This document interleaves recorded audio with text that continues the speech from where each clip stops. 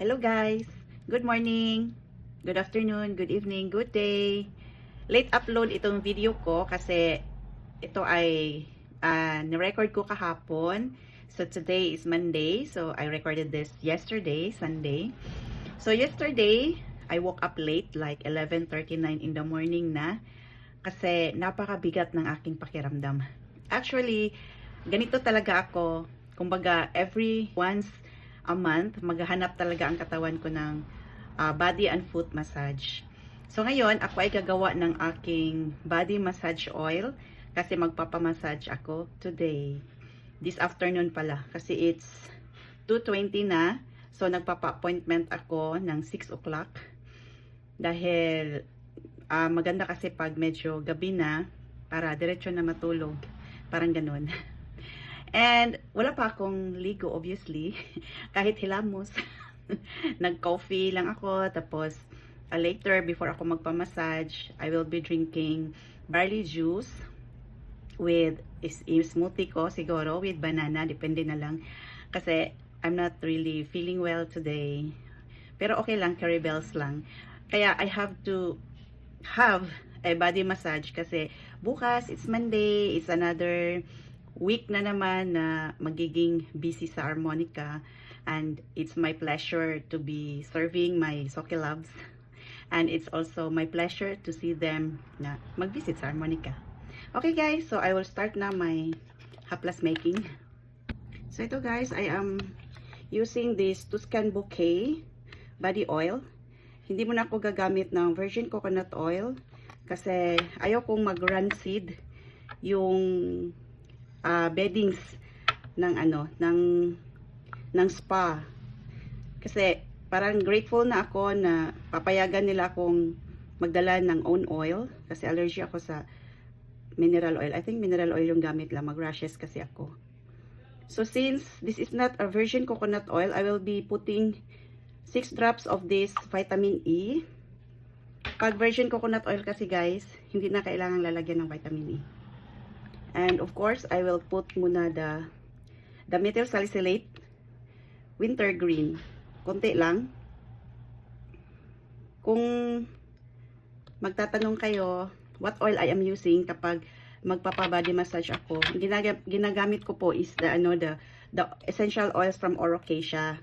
Kasi kasi siya guys, parang I will say hindi rin practical pag young living dahil pricey kasi ang Young Living essential oils. Though very potent siya, konti lang ilalagay compared to Orocasia. Pero kasi siya sa katawan, 'di ba? Pagkatapos kasi like for example sa back, pagkatapos nilang lagyan ng oil ang back, tapos i-massage nila. After that, lalagyan nila ng kumot. So, ang oils didikit sa kumot. So, parang sayang lang. So, I will be using Young Living essential oils pag sa face ko kasi hindi naman yun siya pupunasan after maglagay. Sa hair treatment kasi nakababad talaga siya, ganyan. Tapos, syempre sa mga orders nyo, ganyan. Pero pag ganito, na pahid-pahid, tapos pupunasan, parang, di ba, parang sayang lang din sa, sa price. So, very effective din naman ang, ang Orocasia. Kasi, maganda din naman ang oils nila. Pero yun nga, dahil hindi siya kasing potent ng Young Living, madami kang ilalagay. So, parang ganun lang din, So, ito, dahil mapupunasan lang din siya, sakto lang ilalagay ko. At ayaw ko rin yung masyadong matapang dahil yung nila, yung rooms nila, parang cubicle lang. So may iba kasi na hindi kasi type ng lahat kung ano yung gusto natin na amoy, 'di ba? So baka magko-complain na yung amoy na yan, masyadong matapang, parang sumasakit ang ulo ko, ganyan. Kaya minimal lang ang ilalagay ko. Basta lang merong essential oils. Basta lang na yung haplas ko is therapeutic. Therapeutic sa aroma, sa skin, ganyan. Tapos, pag kasi, kapag essential oils, meron talaga siyang guys, yung healing benefit. Basta, ang gagamitin natin na essential oils ay hindi laboratory made. Alam niyo yun, maraming essential oils na very affordable. Talagang, mura lang talaga siya. Pero those are laboratory made. So, chemical lang siya. So, instead na meron siyang health benefits na maibibigay sa atin, wala. So, mapapansin nyo, sasakit ang ulo nyo. Tapos, yung medyo irritating yung amoy niya. Ganun. Kasi it's chemical. Kaya, magtataka kayo, Sabi, essential oils magbibigay ng therapeutic benefit, magbibigay ng healing benefit. Bakit natuloy nagkakasakit na tuloy ako? That explains why. Kasi syempre, mura lang. So wala naman kasi essential oil na mura talaga na as in halos pinamimigay na lang ang price. Kasi sa Orocasia, guys, pricey din siya pero mas pricey sa Sayang Living. Ayun ang lumabas ng peppermint. I think it's empty already. Anyway, so ito siya, guys.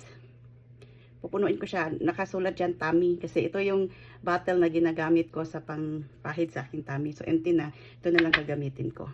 This is actually an empty bottle of the Radiance Serum ng Human Nature. Ito din yung ginagamit ko sa aking face before ako maglagay ng retinol from Nu Skin. So, ganyan siya. Tapos, the step 3, yun na yung yung moisturizer. One is the Caviar. And then, kapag gagamit na ako nitong Radiance Grace. This one is, ito yung instead sa retinol from Nu Skin. Kung hindi ako gagamit niyan, ito ang ginagamit ko. And then this one. Na-vlog ko rin yan minsan. Pero, natabunan na siguro sa dami kong upload. Gagawa ko ulit. Thank you so much sa support niyo, ha. Sa like, sa panonood. Appreciate ko rin pag mag-comment kayo. At mas ma-appreciate ko rin kapag mag-order kayo. Okay, guys. Salamat. Ingat tayong lahat. Bye-bye.